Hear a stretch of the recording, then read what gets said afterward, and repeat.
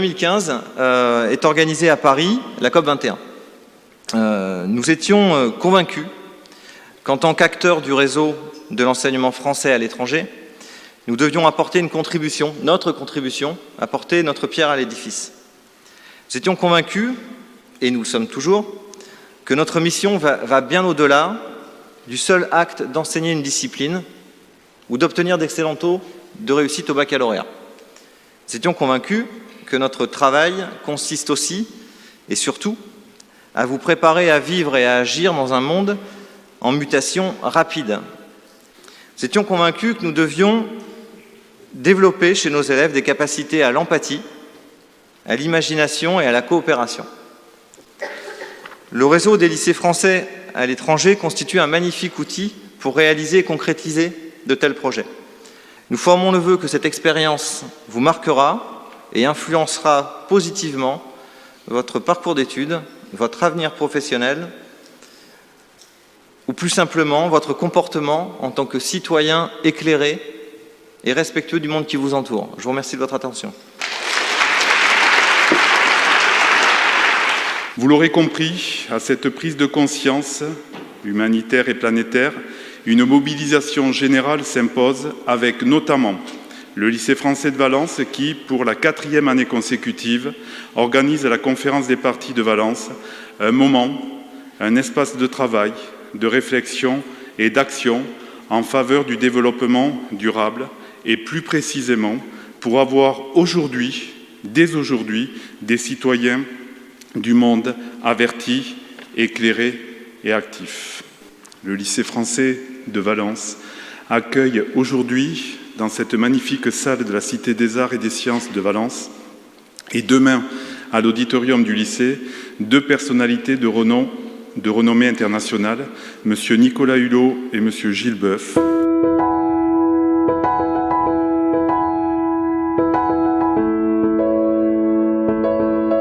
Kennedy, il a dit en anglais « If we can dream it, we can do it ». Si on peut le rêver, on peut le faire. Je crois que ça pourrait être la devise de tous les aventuriers.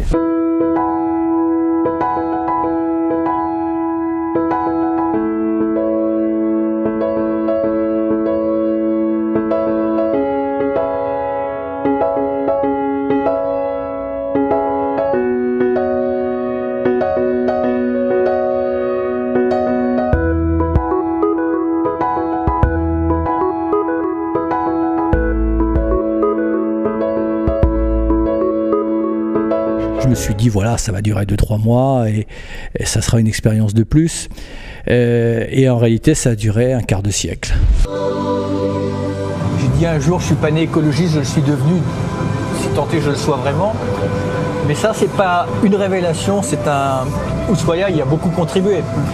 Je suis parti pour découvrir la beauté du monde et je suis revenu en ayant découvert la vulnérabilité.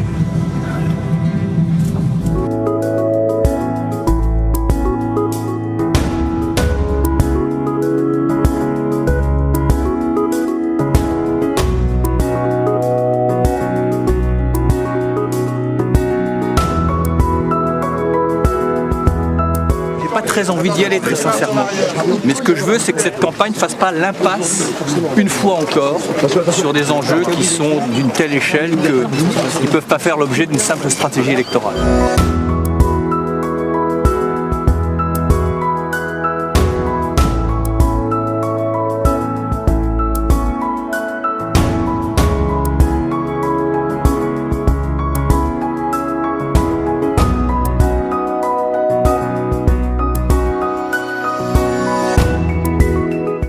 Cette notoriété, je vais la mettre au service des idées, au service des innovations, au service de ceux qui se battent, qui sont en train de préparer le monde de demain et qu'on n'écoute pas.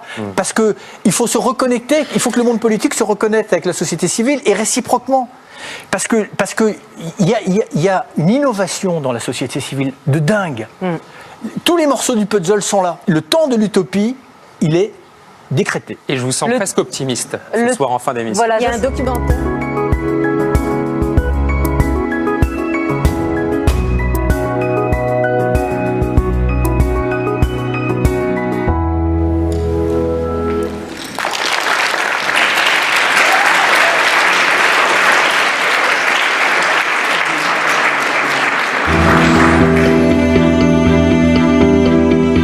moi, au départ, je suis un endocrinologue. Mon travail, c'est ça. Je fais de la recherche fondamentale. Et tout petit, quand j'avais 8-9 ans, moi, je savais que je serais un chercheur. J'avais envie de faire que ça. Et biologiste. Alors, au début, tout petit, je voulais travailler sur les venins de serpents. Bon.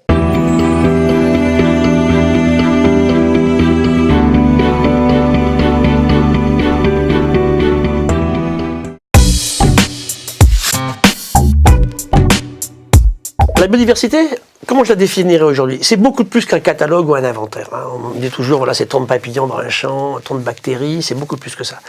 C'est en fait l'ensemble de toutes les relations que tous les êtres vivants ont établies entre eux et avec leur environnement. Quand je fais référence à un intestin humain, c'est énormément d'espèces de bactéries, sur la peau également, on a plein les trous de nez, plein les oreilles, on est beau quand même, on ne peut pas vivre sans cela. Donc ça peut être la purification de l'eau à travers des nappes, par exemple des roches par exemple. Ça peut être un rôle de bactéries dans une zone humide, ça peut être une forêt qui va permettre de faire des choses. L'océan, qui nous produit la moitié de l'oxygène, pourquoi il le fait? Parce qu'il est vivant. Un océan mort, il ne sait pas faire ça, bien sûr. L'océan, il capte aujourd'hui un petit peu plus d'un quart du CO2, qui nous embête tant que ça. Et il le fait grâce, effectivement, au fait qu'il est vivant. Et la coévolution est essentielle dans tout ça, bien sûr. Dès le moment où on accepte qu'on fait partie d'un système vivant sur la Terre, on va arrêter de l'agresser. On s'auto-agresse. C'est un peu stupide pour une espèce qui elle-même s'est appelée sapiens, l'homme qui sait. Si j'arrive à convaincre mes concitoyens que nous ne sommes pas à côté de la nature, mais dedans, avec tous ces services qui nous sont rendus, ça changera tout. Chaque fois qu'on va l'agresser, on va s'auto-agresser. Ça, je pense qu'on peut être assez malin pour comprendre que c'est vraiment stupide.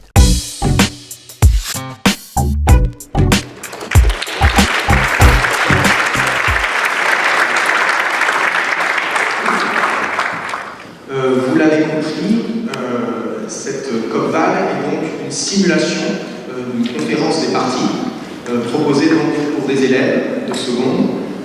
Et au lycée français de Valence, on a voulu justement essayer de rassembler des élèves des lycées français du pourtour méditerranéen.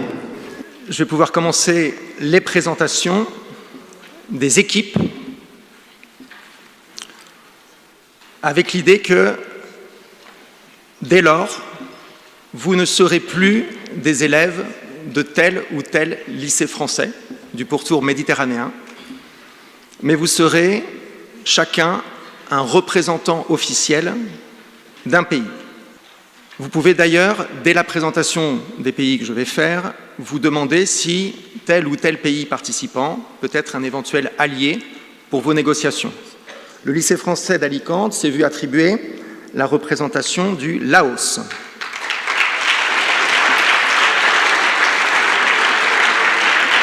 Ensuite, le lycée français de Barcelone a eu la représentation des États-Unis. Vous pouvez vous lever, les Américains, s'il vous plaît.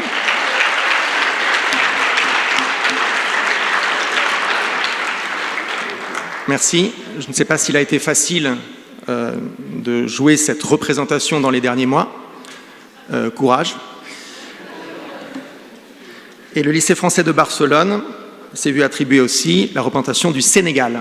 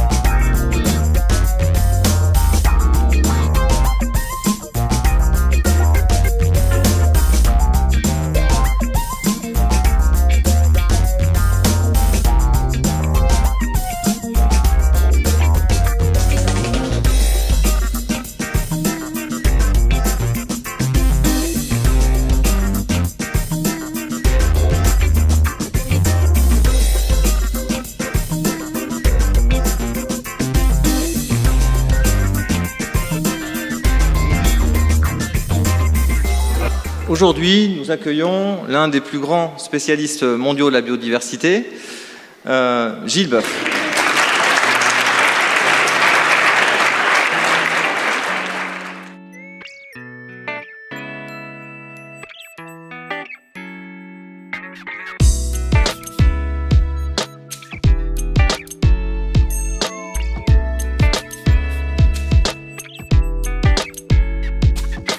Chers amis défenseurs de notre planète, au cours des années, la situation de la Terre ne fait que se dégrader.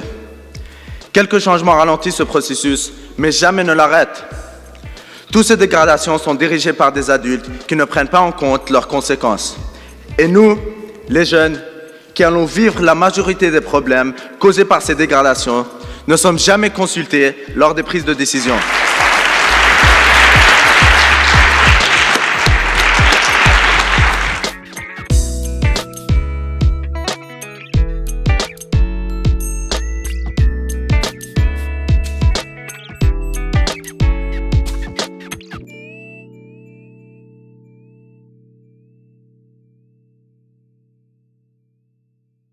Et alors, vous parlez à l'échelle de la France. Est-ce que peut-être à l'échelle européenne, les États membres ne pourraient pas être plus efficaces? Il faut quand même voir que l'Europe, c'est le premier marché économique mondial. Donc si l'Europe demain devenait un peu exemplaire, ça aurait quand même déjà un premier impact. Deuxièmement, si à 28, nous faisons émerger ce nouveau modèle économique qui va être rentable, parce que ce nouveau modèle économique, il va nous épargner beaucoup de conséquences. L'Europe, c'est le bon espace pour faire émerger le nouveau modèle demain. La grande difficulté de l'Europe, et en même temps c'est sa chance, c'est qu'elle fonctionne avec ce qu'on appelle une règle de l'unanimité.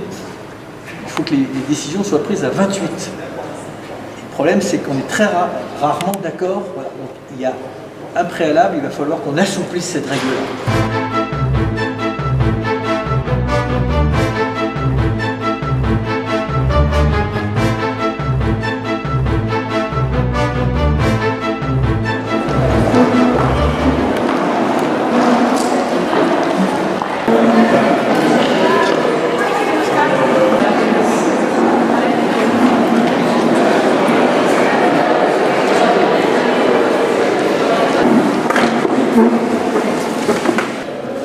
Je vous rappelle l'objectif de chaque table ronde.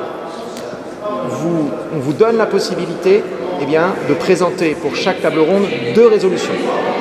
Une résolution peut-être portée à partir du moment où elle est soutenue par une majorité relative de 10 commissaires, c'est-à-dire le pays porteur de la résolution plus 9 pays qui ont été d'accord pour soutenir sa résolution.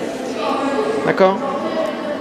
Pour être sûr que votre résolution est réaliste, il faudrait que le porteur ou les porteurs de résolution présentent le projet de résolution devant un expert qui va valider votre proposition ou qui risque de vous dire il faudrait peut-être revoir ce point ou ce point. Et en second terme, nous voudrons faire un parlement qui regroupera donc 300 élèves qui représenteront la France. Et ce parlement aura lieu une fois par an. Il durera une semaine où les élèves pourront débattre une loi qui leur conviendra le mieux. Cette loi sera ensuite présentée à l'Assemblée nationale qui en parlera durant La métropole de Rio est une ville de fort contraste. La favela Santa Marta jouxte le quartier aisé de Botafogo et cette proximité illustre bien la fracture sociale de plus en plus marquée. Il en découle des tensions sociales de plus en plus fortes. Que demande le Brésil à la communauté internationale? Le Brésil propose la création d'une agence internationale contre les quartiers informels, réunissant tous les pays de la communauté internationale. Notre monde se trouve au bord du gouffre. Si nous sommes ici, c'est pour traiter de solutions communes qui rentrent dans le cadre du développement durable. Nous devons penser aux générations futures. Car c'est elles qui vont réellement changer la donne. C'est elles qui évolueront dans notre futur. Notre but est d'étendre le mode de fonctionnement des écoles écologiques. Tout d'abord, dans le pays, puis dans le monde. Un réseau pourrait alors être créé, comme une sorte de forum. Ma résolution consiste à promouvoir l'éducation agroalimentaire durable en ce qui concerne le fait de manger équitablement, apprendre à se nourrir et à pratiquer de la culture durable. Dans cette perspective, nous incitons à la mise en place de partout de la permaculture et du compostage afin d'utiliser la totalité des déchets végétaux à l'échelle locale et à grand rendement dans des espaces ruraux comme urbains.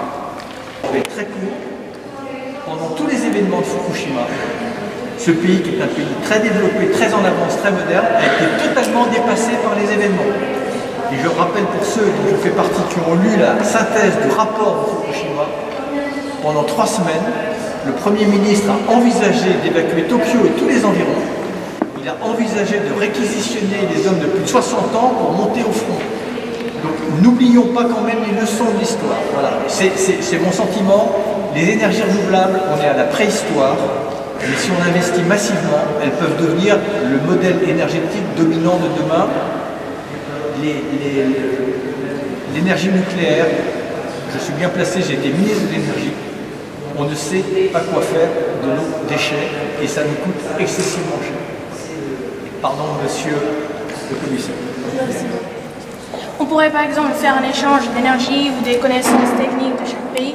Ou par exemple les pays les moins avancés, par exemple le Laos, pour apporter de la main-d'œuvre et pour recevoir en échange ou bien une aide financière pour pouvoir développer un secteur d'une énergie renouvelable. Ou par exemple les pays les plus avancés, par exemple les États-Unis, où eux pourraient apporter un financement pour le distribuer après de façon proportionnelle. Vous êtes en train de parler du futur et tout ça, mais le problème est maintenant dans le sens que si on regarde, on dit toujours oui dans le futur, on va faire ça, après on va rien faire. Les énergies renouvelables, c'est quelque chose qu'on a tout de suite dans le sens le vent, l'eau, tout ça, le soleil, c'est des choses que la Terre nous donne et qu'on a. Pourquoi est-ce que vous voulez risquer encore plus de jouer avec notre planète quand nous avons déjà des solutions qui ont fait leurs preuves dans le passé et qui peuvent faire leurs preuves dans le futur, qui sont des énergies renouvelables. Et c'est quelque chose, c'est complètement incompréhensible, excusez-moi, j'arrive pas à comprendre la démarche. Il y a des nations qui n'ont pas les infrastructures, qui n'ont pas l'économie suffisante pour pouvoir se permettre le nucléaire. Et vous nous parlez de cela. Donc comment est-ce que vous allez faire? En plus, ça va seulement permettre d'augmenter les inégalités entre les pays riches qui vont pouvoir se permettre de construire des centrales nucléaires et les pays moins avancés comme le Laos, Haïti, les îles Fidji, la majorité des pays du monde, car excusez-moi, ce n'est pas tout le monde qui a le budget des États-Unis, ne pourra pas avancer. Si nous pensons aussi à long terme, il y a aussi une dimension plus importante à laquelle nous devons réfléchir. La population est grandissante. Avec l'essor des nouvelles technologies, il est estimé que l'utilisation et les besoins en énergie se seront multipliés par 3 d'ici 2050. Par 3, cela signifie que si nous avons des difficultés à fournir aujourd'hui les besoins en énergie, s'ils sont multipliés par 3, imaginez un moment, est-ce que nous serons capables réellement? On va faire une petite pause de 20 minutes. Je vous invite à échanger vos idées. On doit miser sur des énergies qui soient flexibles. Alors la méthanisation, c'est un projet qui me paraît flexible, même si c'est un projet qui est adapté au Sénégal, bien sûr. Ça peut marcher que si à peu près, je pense, dans 10-15 minutes, eh bien, vous ayez déjà des projets de résolution et que vous puissiez déjà les présenter devant l'expert. Donc la première résolution, c'est la protection des milieux terrestres, marins et des populations vivant à l'intérieur. Donc qui veut ces deux résolutions?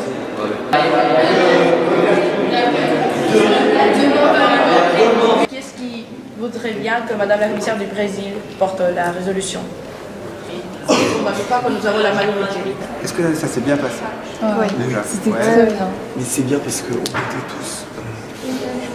était tous prêts à trouver une solution au lieu de défendre notre propre... Donc en fait, il y aura 2 résolutions et dans les 2 résolutions, il y a un mixte de chaque de 3 résolutions. Et en fait, on s'est mis d'accord. Donc pour la première résolution, on a 3 clauses, c'est ça? Oui. Et en fait, pour la première clause, on on a un peu parlé, on s'est décidé pour la mobilité durable, la question des transports. La deuxième clause, c'est par rapport au logement et au bidonville, parce qu'on a beaucoup rencontré ces problèmes. Et la troisième clause, c'est pour les déchets et comment on va gérer les déchets. Mais dans vous l'avez dit, les mobilités durables, c'était donc les transports publics, mais la mise en place aussi de véhicules qui marchaient avec l'énergie électrique, mais aussi avec les agrocarburants. Puisque dans le durable, vous avez aussi l'aspect société, ça doit être bénéfique pour les gens. Donc il ne s'agit pas de les priver de manger pour que les plus riches puissent être transportés. Comme ce qui se passe au Brésil actuellement. Ce serait vraiment contre-productif. Grâce à l'éducation, les gens seront donc plus au courant des problèmes et du coup trouveront peut-être des façons de protéger justement la biodiversité. Et du coup, avec les cours, ils apprendront des façons plus utiles et plus faciles.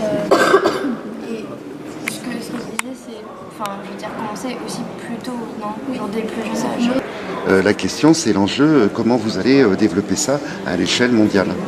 Parce que, comme on l'a vu tout à l'heure, si la solution est faite dans certains pays démocratiques et développés qui éduquent leurs enfants, vous voyez, vous avez des cours sur le développement durable en seconde, et on voit le résultat. Comment on pourrait le développer à une échelle mondiale? C'est peut-être ça l'enjeu de votre résolution. Je ne sais pas comment expliquer. Quelle est l'avancée du pays? Par exemple, si c'est un pays qui a beaucoup de connaissances en matière de savoir... D'accord. Son niveau technologique, en fait. Voilà. D'accord. De connaissances. Et de ses besoins. C'est tout ce que vous avez. Essayez de le reformuler, vous. Essayez de vous approprier cette idée. Parce que vous avez besoin d'avoir des experts et vous avez besoin d'avoir des sous. C'est ça. C'est ça. Alors, nous, sur le principe, elle est validée, mais elle n'est pas encore complètement écrite. Donc demain, il faudra qu'on la valide sur la forme. Il faut la formaliser, La négociation se termine. D'accord ? Prenez la COP de 2009 à Copenhague, c'est exactement ce qui s'est passé. Tout le monde s'est rassemblé, tout le monde était plus ou moins d'accord sur un constat, mais on n'a pas réussi à s'entendre sur les actions qu'on pouvait mener pour faire évoluer justement ce constat de meilleure façon. Voilà, ça arrive. Mais dites-vous bien quand même que vous avez une responsabilité. Ça veut dire que vous aviez une occasion et que vous n'avez pas réussi à la saisir. À vous de voir si vous ne pouvez pas faire quelques concessions supplémentaires. À vous de voir si vous ne pouvez pas réorienter un petit peu votre négociation. Ça va se faire dans cette dernière heure, qui est la fin d'une négociation. Et la fin d'une négociation, c'est toujours très intense. Et c'est là, normalement, où tout peut se débloquer. Tout peut aussi définitivement se bloquer. C'est vous qui le décidez, avec votre responsabilité.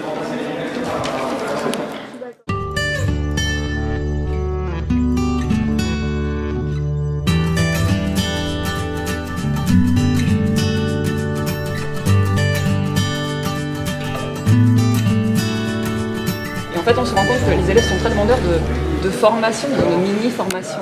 On a l'impression que oui, ils entendent bien sûr dans les informations, etc., les grands problèmes de notre monde, mais concrètement, comment ça se voit et qu'est-ce qu'ils peuvent faire. Je crois qu'il y a en primaire, vous avez fait une petite expérience très intéressante et vous avez accumulé tous les déchets déboutés pendant 3 jours. Je ne sais pas si vous vous souvenez, à la dernière réunion, on a multiplié ce chiffre par le nombre de semaines. Voilà, on a trouvé, ça faisait 2,5 tonnes de déchets par an, juste pour les goûter. Et puis impliquer les familles aussi, peut-être en les informant mieux de ce qui se fait dans l'école et de comment eux peuvent répercuter ça chez eux, dans leur famille. Le but, c'est vraiment de jouer sur le défi. Avec les tout petits, c'est ce qui marche le mieux. C'est-à-dire qu'on les met au défi d'eux. On met au défi d'eux de faire disparaître le papier d'aluminium. On les met au défi d'eux faire baisser le poids dans les balances. C'est vraiment ça ce qui marche. Et ça les touche parce qu'ils sont dans le jeu, les petits. Qui a été capable de faire un repas avec son potager bio? Qui a été capable Ça d'être dans le jeu comme ça. Oui. Ça nous force à être en relation tout le temps aussi. Ce serait cohérent avec l'AEFE, c'est-à-dire qu'entre nous, on peut se lancer des défis entre différents établissements, éventuellement refaire des rencontres. Mais...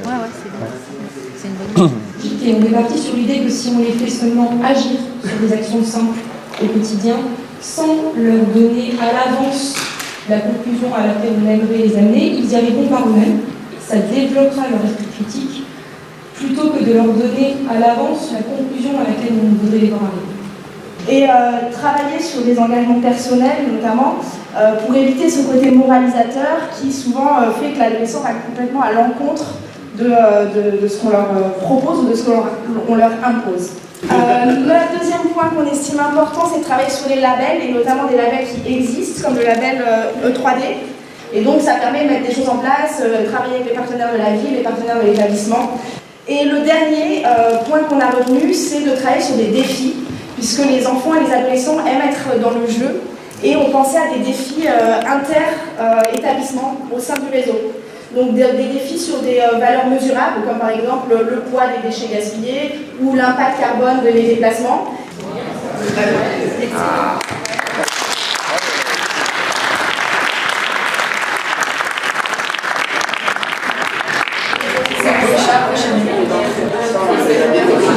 Le partage du savoir et des connaissances est la clé de notre projet. C'est pour cela que... Partage des connaissances. Ouais, je sais pas, je suis fatigué déjà. Et est-ce que le plastique, il est obligé de se retrouver aussi dans cette... ou est-ce qu'on peut pas faire un autre paragraphe? Parce que là, ça me paraît beaucoup d'idées qui sont bonnes. Des solutions immédiates, parce que le changement... Afin d'éradiquer ces problèmes imminents, pas répéter le financement, parce qu'il y aura tout le monde va se demander à ce moment-là. Oui, mais comment ils financent tout ça? On doit leur balancer le financement comme ça, ils comprennent. Et enfin, l'éducation pour un futur plus propre. Son fil rouge, c'est la durabilité. C'est ça? C'est ce que tu m'as dit. C'est pour ça qu'il faut mieux le définir, parce que là, en fait, on tourne un peu en rond. Donc, il est important que le fil rouge, d'accord? Et il faut y aller, les filles. Vous devez convaincre, vous devez être... Et le plan. Alors, le plan. Donc, t'es pas obligé de dire en plan. Il faut pas que tu expliques absolument tout. Bah, moi, je pense qu'il faut dire le truc de la situation géographique. Moi, je pense. Ah non, mais attendez, mais on va voter. Toi, tu penses qu'il faut le mettre ou pas? Il faut vraiment donner du rythme à votre présentation. Pareil, voilà, tu espaces aussi. Super. Bon, écoute, en introduction, je pense que ça suffit. Hein, les percutants, c'est bien.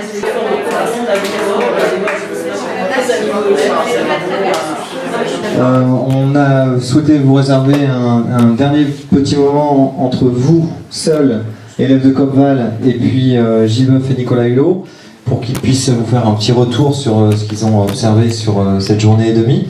Je profite d'avoir le micro pour, moi de mon côté en tout cas, vous féliciter. Hein, j'étais très fier de vous pendant ces 2 jours-là, que vous soyez mes élèves ou pas. Voilà, vous avez nourri le sentiment de fierté qu'on peut ressentir quand on travaille avec vous et pour vous. Il y a une jeune fille, je ne sais plus où elle est maintenant, qui disait ouais, comprenez-vous les vieux, là maintenant vous nous refilez la patate chaude. Elle n'a pas dit aussi trivialement que ça, mais en gros c'était ça. C'est sympa. On va vous aider, on a dû commencer depuis un certain temps. Donc vous n'êtes pas seul. C'est vrai que, comme le dit Nicolas souvent, l'échéance s'accélère, je ne la connais pas. On me dit c'est dans 3 ans, dans 4 ans, j'en sais rien du tout, je ne sais pas. Je dis finalement qu'est-ce qu'on a fait, parce que j'ai adoré ça avec vous, qu'est-ce que vous avez fait hier, qu'est-ce qu'on a fait ensemble avec Nicolas. On se bat pour que le probable qu'on nous promet ne se produise pas. Pouvoir participer à quelque chose, soyez-en fiers, c'est important, gardez ça dans votre tête, et peut-être toute votre vie d'ailleurs, hein, et vous direz peut-être que j'ai participé un petit peu quand je faisais ça à l'âge que j'ai aujourd'hui, pour améliorer le système et faire que finalement, encore une fois, la planète, elle s'en fout. Arrêtez de vouloir secouer la planète, elle s'en fout la planète. Hein. Elle a 5 milliards d'années, encore 5 milliards devant elle. Hein. C'est ce que nous sommes, nous, humanité, sur le système. Et j'ai eu l'impression de revenir à la COP 21, parce que globalement, vous avez fait les choses tellement sérieusement que vous êtes emparé des arguments, et donc vous êtes vraiment dans un travail fourni, documenté, et moi je dois saluer la manière dont vous vous engagez dans ce processus.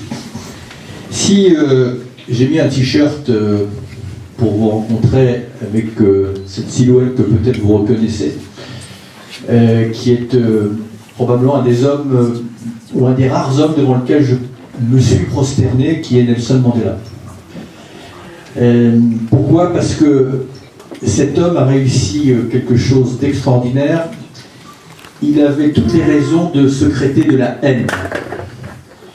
Il a été enfermé, privé de sa vie pendant plus d'une 30aine d'années. simplement parce qu'il se battait pour que les Noirs, les Blancs, les Métis aient les mêmes droits. Et quand il est sorti de prison, il n'avait que de l'amour, que du respect, que de la tolérance.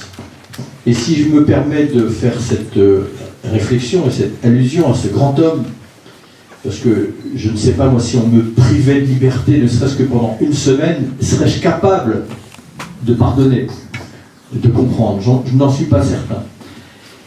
Mais si je dis ça, c'est parce que dans les discussions que vous avez eues hier, ce qui est très important, parce que ça c'est un des grands défauts de notre société, on sait plus parler, on sait plus écouter.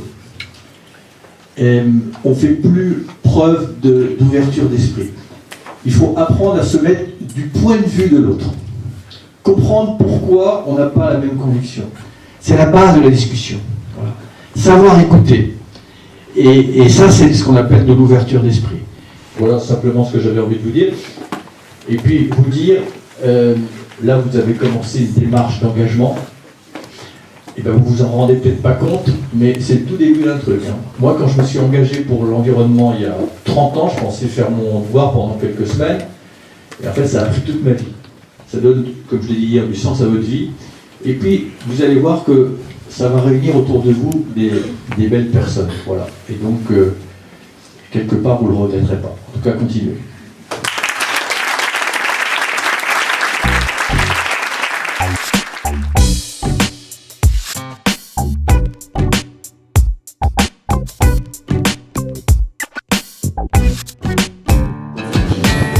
Le souhait que nous faisons maintenant, c'est que, après les résolutions qui vont vous être proposées, on aille plus loin. Donc, les idées, toutes les bonnes idées seront bien sûr les bienvenues. Nous allons, dès demain, nous réfléchir en interne comment poursuivre, d'accord, le travail que vous avez mené durant ces 2 jours.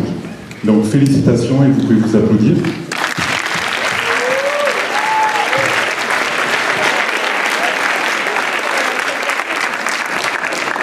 Après les félicitations, les remerciements aux professeurs organisateurs, aux personnes qui ont participé à l'organisation de ce séjour, de cet événement sous la responsabilité de Christophe de Rambure. On peut les applaudir aussi. Considérant la nécessité urgente d'un organisme au sein de la FAO, financé par les pays à la hauteur de leur PIB, celui-ci gérerait la mise en place et le respect de la Convention et aurait le pouvoir de sanctionner et de récompenser les pays respectant la dite Convention. Et pour citer un militant écologiste, je vous rappelle que quand le dernier arbre aura été abattu, quand la dernière rivière aura été empoisonnée, quand le dernier poisson aura été pêché, alors on saura que l'argent ne se mange pas. Merci.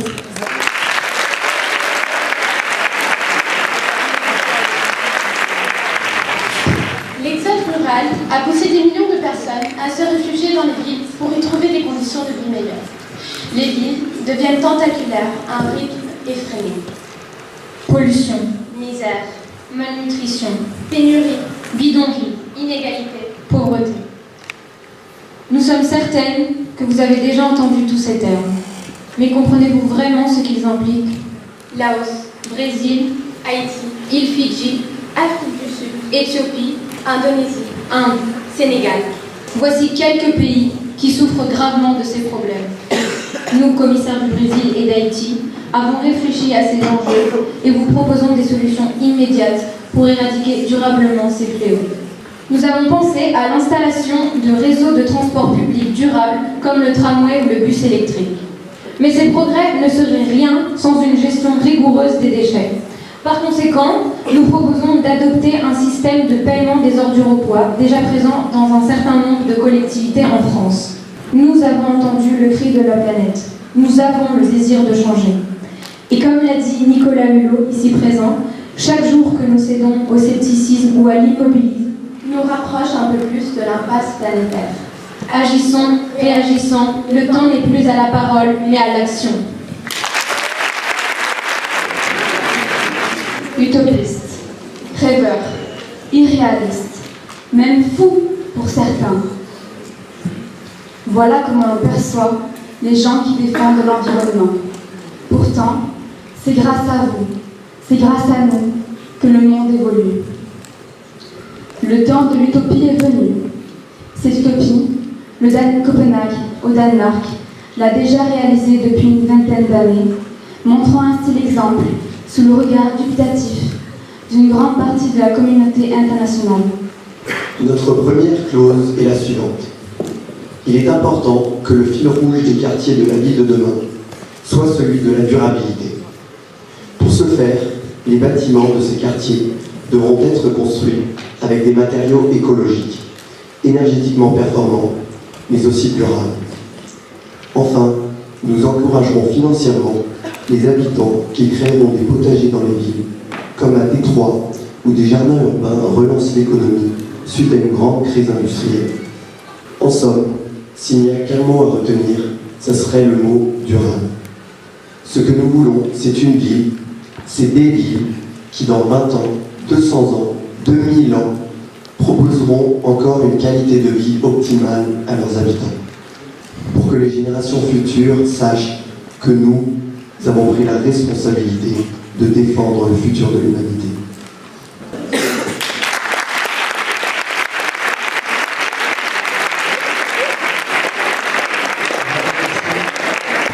Mesdames et messieurs, à l'heure à laquelle nous vous parlons, une phase cruciale de notre existence se joue sous nos regards, jusque-là attentistes. Nous venons d'entrer dans l'ère de la barbarie. Nous avons pollué nos mers, nos sols et notre air.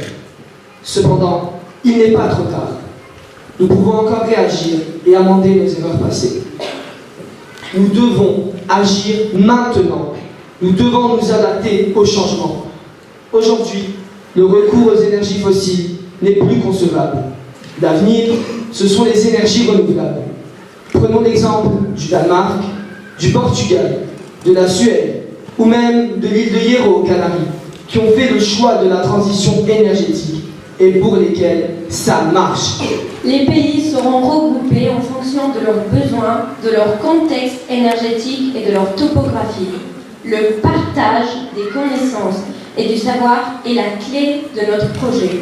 Notre future organisation, organe spécial de l'UNESCO, OPB, Organization for the Protection of Biodiversity, a entendu ce printemps social climatique inédit dans l'histoire et ne veut plus avoir à l'entendre. Nous sommes ici, devant vous, pour répondre à l'appel de la dernière chance lancée par les générations futures. Nous ne défendons pas la nature. Nous sommes la nature qui se défend. Nous reprenons à notre compte ces quelques mots clairvoyants d'une jeune lycéenne, Yuna Maret. Aujourd'hui, nous sommes parvenus à un accord inédit. Aujourd'hui, nous vous avons entendu. Vous nous avez éveillés, peut-être même réveillés. Et aujourd'hui, nous sommes décidés à changer. Merci beaucoup. Et finalement, nous proposons la création d'un Parlement des étudiants. Nous sommes le futur de la planète, mais personne ne nous écoute. Nous devrions avoir cette chance de s'exprimer et avoir la chance d'être écoutés. Ce Parlement rassemblera tous les élèves du monde entier. Il aura lieu une fois par an où les élèves pourront débattre d'une loi qu'ils pensent convenable afin de sauver la planète. Maintenant, nous aimerions que vous imaginez le monde d'ici 30 ans. Qu'est-ce que vous voyez? Parce qu'il y a deux futurs qui sont possibles actuellement. Le premier, celui qui nous est destiné si nous ne changeons rien, où 30% des espèces auront disparu et où la montée des eaux aura engouffré des îles, des archipels entiers, telles que les îles Maldives ou aussi des villes comme New York. Et le second, vers lequel nous devrions nous aspirer, où l'humanité aurait pris conscience de ses dettes et les pays seraient prêts à agir une bonne fois pour toutes. Tout cela, ça dépend de nous. Merci. Je veux juste vous dire que vos résolutions, la transmission de vos résolutions fait l'objet d'une réflexion à l'heure actuelle au niveau et de l'ambassade et du lycée de l'Institut français. Nous allons vous en réfléchir sur la meilleure des manières de transmettre vos résolutions extrêmement riches. Je vous félicite tous aussi. J'ai pris du plaisir, comme vous en avez pris, j'espère aussi, à préparer cet avenir. Nous avons tous un rôle essentiel. Arrêtons de nous laisser préparer par d'autres un monde insoutenable. Je préfère nettement le terme insoutenable que durable. Et vous l'avez fait, vous l'avez acté. Je pense que ça va vous marquer pour très longtemps. Et je pense que les mots-clés ont été prononcés après la conférence d'hier. L'eau, le vivant, l'énergie, bien évidemment. Donc voilà, un peu d'espoir, tous ensemble. Et j'adore, il y a beaucoup de filles en plus, donc les filles doivent s'y connaître aussi. Et les filles, pour terminer, vous êtes aussi bonnes en sciences que les garçons. Venez nous rejoindre dans les domaines scientifiques.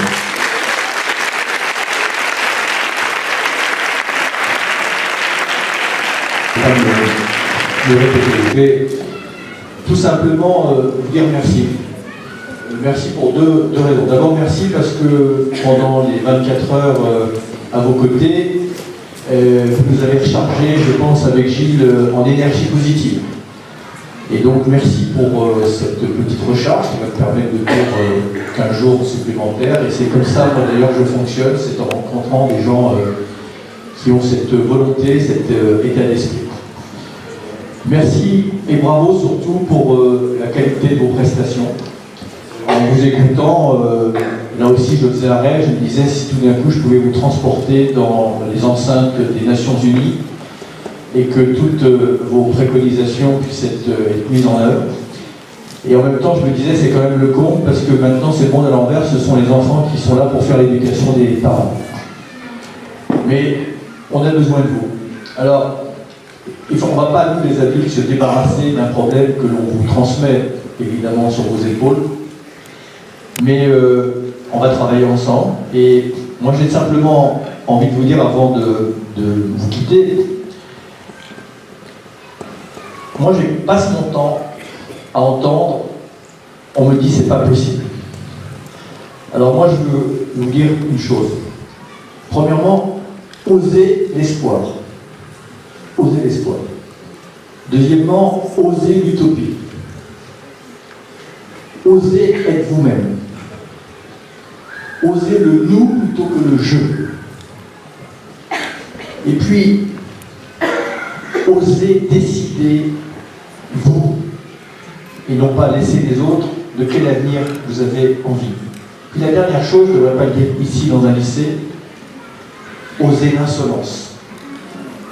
Et oser mettre les adultes devant leurs responsabilités. Voilà. Oser le faire.